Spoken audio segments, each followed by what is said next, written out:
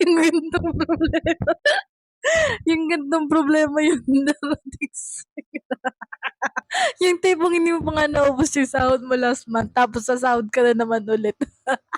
Parang gusto ko na lang tubuan ng problema buong mukha. Tapos yung tipong nagbibilang ka ng pera mo, tapos yung wallet mo may laman. Kailan kaya mangyayari to sa Kailan kaya mangyayari sa atin yung ganitong sistema, 'no? Kung saan man po yung may trabahong ganito na hindi maubos-ubos yung sahod.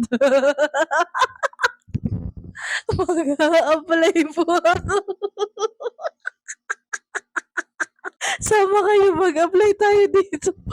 Alam mo yung tipong ganitong problema talaga yung pinapangarap ng lahat. Alam mo yung tipong hindi mo alam kung saan mo gagastusin yung pera mo. Tapos bubunot ka sa isang wallet, may laman naman.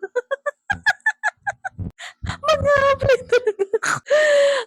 Siguro araw-araw ako dito nagdu-duty, hindi ako tatabarin, hindi ako aantukin sa trabaho. Pagka ganito ba naman ang sahod, ang laki, 'no? Sana all.